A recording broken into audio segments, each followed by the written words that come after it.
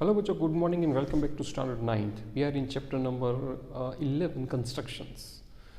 Constructions chapter के अंतर्गत मैंने आपको एक इंट्रोडक्शन पार्ट का वीडियो भेजा था.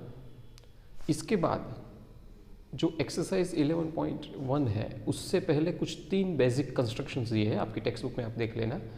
जो कंस्ट्रक्शन चैप्टर जहाँ से शुरू हो रहा है एग्जैक्टली वही पेज पर 11.1 एक्सरसाइज से पहले 3 बेसिक कंस्ट्रक्शन दिया है. Construction 11.1, construction 11.2 and construction 11.3. ये तीनों कंस्ट्रक्शंस जो है जो इम्पोर्टेंट है और रिड्यूस पोर्शन में है, और पूरी एक्सरसाइज 11.1 है वो रिड्यूस पोर्शन में है. बस इतना ही पार्ट है. तो उसमें से मैं जो कंस्ट्रक्शन बेसिक कंस्ट्रक्शन के अंतर्गत कंस्ट्रक्शन 11.1 को आज मैं सॉल्व करके जस्टिफाई किस तरह से करते हैं उसका वीडियो भेज रहा हूँ. सबसे पहले तो ये कंस्ट्रक्शन किसके बारे में है, तो ये ऑलरेडी आप सीख चुके हो लोअर ग्रेड्स में, कोई नई चीज़ है ही नहीं. How to construct the bisector of a given angle. Given angle का बाइसेक्टर कैसे करना. बाइसेक्टर करना मतलब इस एंगल को एग्जैक्टली 2 इक्वल पार्ट्स में डिवाइड करना. जैसे कि ये 60 डिग्री का एंगल है तो उसको 30-30 के 2 इक्वल पार्ट्स में डिवाइड करना, उसको बाइसेक्टर कहते हैं. बाइसेक्टर मतलब एग्जैक्टली डिवाइड इनटू हाफ. लेकिन यहाँ हम एंगल को हाफ में डिवाइड कर रहे हैं, ये सीखना है. तो किस तरह से गिवन एंगल को बाइसेक्टर मतलब के हाफ में कन्वर्ट करते हैं वो सीखते हैं. किस तरह से कंस्ट्रक्ट करते हैं, किस तरह से जस्टिफाई करते हैं. जस्टिफाई हालांकि बहुत ज़्यादा क्वेश्चन पूछते नहीं हैं आपको एग्जाम में, लेकिन यहाँ पे आपको टेक्स्ट बुक में दिया है इसलिए हम जस्टिफिकेशन का कुछ कॉन्सेप्ट है इसमें, तो उसको भी एक आध कंस्ट्रक्शन में मैं आपको समझा दे रहा हूँ. बाकी आप उसे 100% कर लेंगे. तो let us see how to justify. अब सबसे पहले तो आपको जो कंस्ट्रक्शन करना है तो कोई एक लाइन ड्रॉ कर दीजिए, कोई भी लाइन लीजिए. आर्बिट्ररी मेजरमेंट, कोई फिक्स मेजरमेंट नहीं लेना है. आपके वीडियो में जो आप देख रहे हो मैंने यहाँ पे एक ये एंगल दिया है ABC, इसका मुझे बाइसेक्टर बनाना है. ठीक है, ABC का बाइसेक्टर बनाना है. जो भी एंगल है मेजरमेंट ये मुझे नहीं पता, लेकिन बाइसेक्टर बनाना है.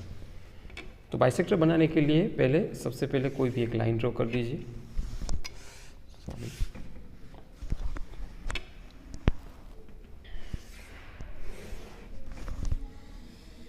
अब लाइन ड्रॉ करने के लिए फिर जो नाम दिया है यहाँ B वही दीजिए. यहाँ पे आपका C होना चाहिए. फिर आपके पास जो राउंडर है वो राउंडर को उठाइए.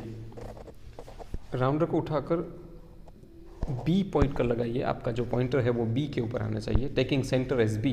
फिर कोई भी आर्बिट्ररी रेडियस ले लीजिए. आर्बिट्ररी रेडियस मतलब जो भी रेडियस आपको पसंद है. यहाँ इतना भी ले सकते हो, इतना भी ले सकते हो. कोई भी मेजरमेंट लेकर मानो कि आपने यहाँ पे कुछ मेजरमेंट लिया और यहाँ पे पॉइंट कर दिया. इस पॉइंट का नाम D है क्योंकि मैं इसका ही बाइसेक्टर बना रहा हूँ, इसलिए मैंने D दिया. इसके बाद आप चाहे तो इसको एक छोटा सा लाइट सेमी सर्कल कर दीजिए यहाँ पे. फिर D के ऊपर आइए और इसका मुझे बाइसेक्टर करना है, इसलिए मैं यहाँ जो D है और यहाँ इतना मेजरमेंट लूँगा रेडियस का. फिर वही मेजरमेंट में यहाँ पे लगाऊंगा. या तो फिर अगर ये नहीं करना है तो फिर आप क्या करोगे कि जो आपने रेडियस लिया है यहाँ, हालांकि हम रेडियस वही लेंगे जो आपको एग्जाम्पल के सम में दिया है. तो पहले बेहतर दिखाइए, उसमें आप अपना रेडियस ले सकते हो यहाँ पे, लेकिन यहाँ पे जो आपका दिया है वही मैं लेता हूँ तो आसान रहेगा. तो मैंने यहाँ से इतना खोला और फिर छोटा सा सेमी सर्कल बना लिया. फिर जितना भी सेमी सर्कल बनाया है वही सेमी सर्कल से मैं यहाँ पे एक आर्क लगाऊंगा. फिर जहाँ पे जो आर्क कट हो रहा है आपका, उस कट में एक छोटा सा लाइन बनाऊंगा. तो ये मेजरमेंट 60 डिग्री का होगा. एक्चुअली ये भी एक्चुअली 60 डिग्री है, लेकिन मैंने ऐसे ही ले लिया था.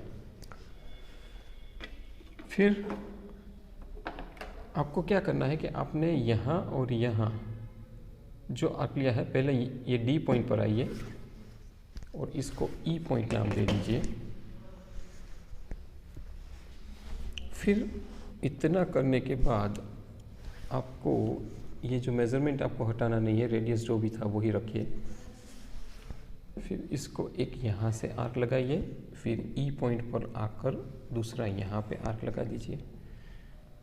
2 आर्क लगाने के बाद आप जहाँ से 2 आर्क इंटरसेक्ट हो रहे हैं उस इंटरसेक्शन पॉइंट से गुजरते हुए एक लाइन ड्रॉ कर दीजिए। तो ये आपका हो गया बाइसेक्टर, मतलब ये 60 डिग्री का अगर आप नापोगे तो ये भी 30 डिग्री होगा, ये भी 30 डिग्री होगा। इन शॉर्ट मैंने यहाँ पे बाइसेक्टर बना लिया। अब जहाँ से आप, हाँ बाइसेक्टर तो बना लिया, चलो मतलब ये एंगल का मैंने 2 इक्वल पार्ट्स में डिवाइड कर दिया। इस तरह से कंस्ट्रक्ट करते हैं, तो वो तो आसान है बच्चों। लेकिन जो मेरा पॉइंट है कि उसको जस्टिफाई भी करना है। तो जस्टिफाई करने के लिए जहाँ पे 2 आर्क लगाए थे वहाँ से आप एक लाइन ड्रॉ कीजिए, जैसे आपकी टेक्स्ट बुक में दिया है। दूसरी एक लाइन यहाँ पे ड्रॉ कीजिए और यहाँ पे कोई एक नाम दे दीजिए F। अब क्या हुआ कि ये एक ट्रायंगल कंस्ट्रक्ट हो रहा है आपका पूरा, यहाँ पे भी ट्रायंगल कंस्ट्रक्ट हो रहा है। तो मैंने जो भी गिवन ट्रायंगल था, एंगल था, उसका बाइसेक्टर कंस्ट्रक्ट करके दे दिया। बाइसेक्टर कंस्ट्रक्ट करने के लिए कुछ नहीं करना है, जो भी रेडियस आपने लिया खोला है उसको बस बारी बारी यहाँ पे आर्क लगाइए और वो आर्क लगाने से बाइसेक्टर कंस्ट्रक्ट हो जाता है। ठीक है, अब जस्टिफाई करना है। तो जस्टिफाई करने के लिए देखो बच्चों, यहाँ पे जब भी मैं ये 2 आर्क्स ड्रॉ कर रहा हूँ यहाँ पे और लाइन खींच रहा हूँ आर्क के यहाँ, तो 2 ट्राइंगल्स बनते हैं। एक ट्राइंगल BEF और BDF बन रहा है। तो BEF मतलब ये ट्राइंगल और BDF मतलब ये ट्राइंगल, ये 2 ट्राइंगल क्रिएट हो रहे हैं। अब ये 2 ट्राइंगल में आप देखेंगे कि BD is equal to BF, क्योंकि radii of the same triangle. BD और EF ये रेडियस है, क्योंकि वही रेडियस से कंस्ट्रक्ट किया था आपने, तो ये सेम ही होना चाहिए। इसलिए मैंने लिखा radii is nothing but radius का प्लूरल है, इसलिए रेडी लिखा है। फिर EF is equal to DF होगा। EF और DF अगेन वो भी रेडियस का ही पार्ट है। तो arcs of the equal radii, तो ये इक्वल ही होना चाहिए क्योंकि सेम रेडियस से खींची गई लाइंस है, इसलिए BF is equal to BF ये ट्राइंगल के लिए और ये ट्राइंगल के लिए कॉमन है। तो फिर 2 ट्राइंगल BEF और BDF कॉन्ग्रुएंट हुए SSS क्राइटेरिया के हिसाब से। अगर ये साइड क्राइटेरिया के हिसाब से अगर कॉन्ग्रुएंट हुए तो फिर साबित हो गया कि this is a bisector of this angle. तो बच्चों इस तरह से हम किसी भी एंगल को बाइसेक्ट कर सकते हैं, जस्टिफाई भी कर सकते हैं, आप पॉइंट ऑफ कंस्ट्रक्शन भी लिख सकते हैं। वो सारे एग्जांपल्स आपको ऑलरेडी टेक्स्ट बुक में कंप्लीटली समझाया है, और उसमें कोई एग्जांपल आपको समझ में ना आए तो ज़रूर मुझे ग्रुप में भेजना, मैं कंस्ट्रक्ट करके भेज दूँगा। फिलहाल आप इस कंस्ट्रक्शन को अपने नोटबुक्स में ले लीजिए और होमवर्क में 11.2 और 11.3 ये 2 कंस्ट्रक्शन दे रहा हूँ, और वो अगर कंस्ट्रक्शन ना हो तो मुझे ग्रुप में ज़रूर भेजना, मैं फिर से वो 2 कराऊँगा। और हाँ, ये होमवर्क ज़रूर करके लिखना। Thank you very much for listening me.